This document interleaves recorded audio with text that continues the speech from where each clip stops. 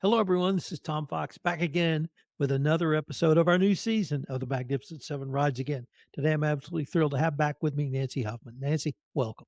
Thank you for having me back today. Nancy, I wanted to start off by asking you about your reflections on the show that concluded in early October. Rides Again show was again a great success, and we're always happy to be able to exhibit our work um, in the community. We have a lot of friends, and we meet new friends that come by and are become acquainted with our work. It's always funny now. Just this past weekend, I was at another art opening, and somebody hears, "Oh, you're with the Magnificent Seven," so it's like our reputation precedes us now. So that's kind of been a funny thing. So I was lucky enough to be there on the opening day, Mhm. and there seemed to be really a lot of energy. Did you feel that as one of the artists? Yes, very much so. I'm sure you're referring to the reception Right. that you're talking about. Yes. It was great. I mean, there's so many people that come through. That day's always a lot of fun because it's just more festive. We have food there as well as just people that are coming to support us. Our family is always there. And like I said, we meet new friends. So it's always great. A couple of the women talked about one weekend where a group who had come in to see the Museum of Western Art exhibit with Mhm. Kwang Ho and Scott Christensen actually came over, and they were really thrilled by that group coming to Mhm. see your group's work. Is that your experience as well? Unfortunately, I wasn't there that day. It would have been really very exciting. I know my friends, the rest of the Magnificent Seven that were there that day, they were totally over the moon about that. We a couple of the people like Laura and I have been painting in Big Bend with another group called the Outdoor Painters Society of Texas. And so we know a few people from that world as well. So they were there because they had come down to see that exhibit as well. And they didn't know anything about us being at the KACC. So wish I'd been there. Were you part of the group that live painted?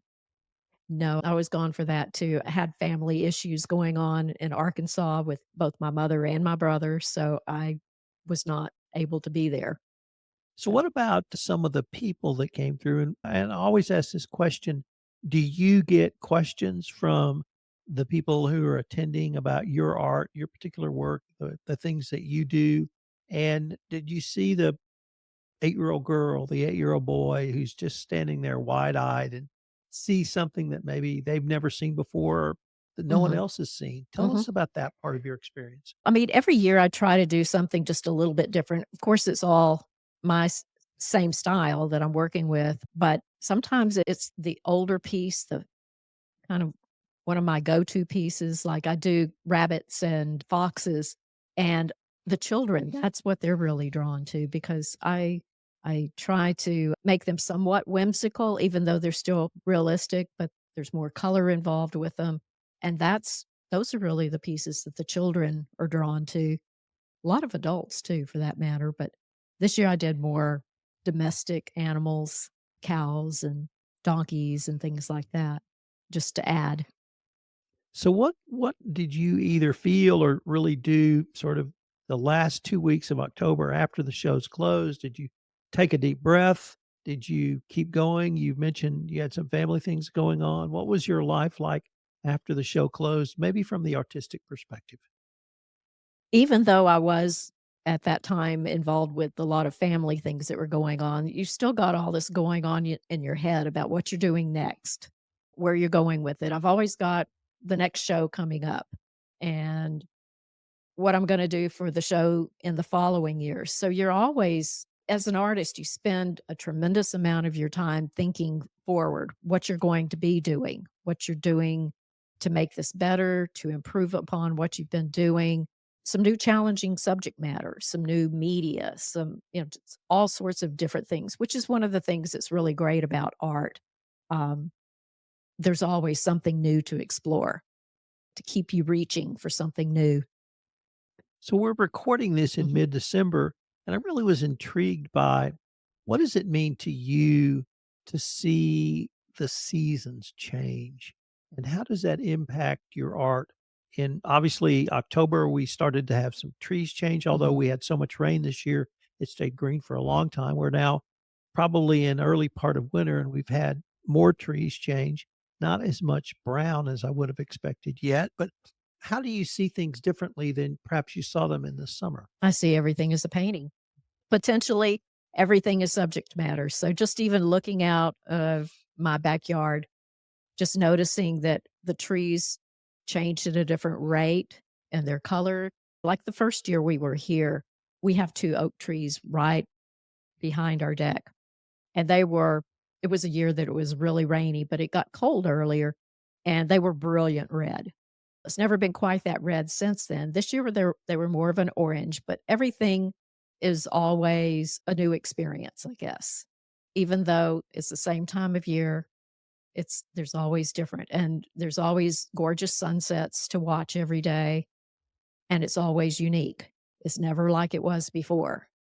What about as we move really into, for Texas, or at least the hill country, our heavy winter months, January and February, where the leaves are down and people think everything's dead? Do you still see those colors? You still see colors, they're just more subtle. Yeah, but there's always color. And as an artist, you're always like, I'm always thinking about how would I mix that color? And you're always starting from your primary colors. How would I get to that color? And how would I bring out the color that I see in my head so that somebody else can experience that? So when you're actually physically painting, are you painting what's in your head? Are you painting a photograph you may have taken that's on your cell phone? What's your process? It's a combination, really.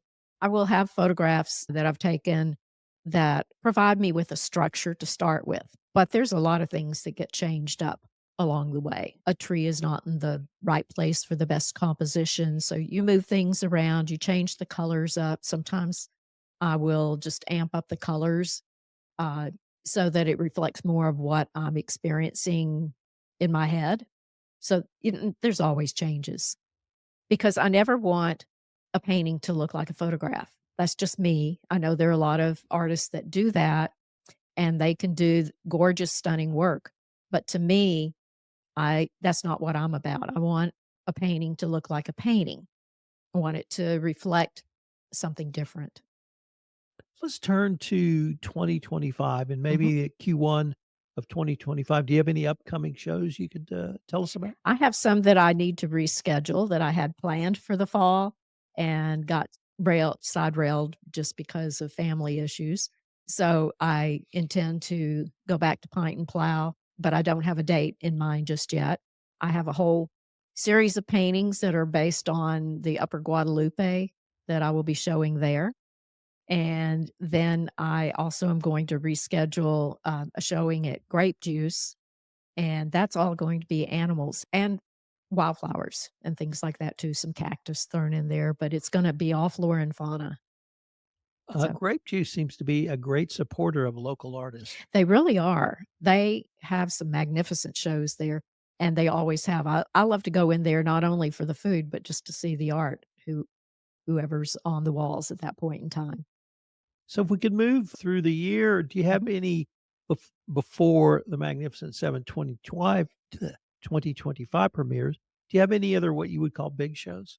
Those 2 were the only ones that I have scheduled at this point in time. Now we will be doing, again, the Hunt show in the summer, and it will coincide with the closing camp dates, just like it did last year. So it'll Right, be before July 4th, like the weekend that is before it. right. So that'll be good. But this year it's really great because we have our dates further ahead of time. That's what I need to get on the stick with now and get all our artists lined up.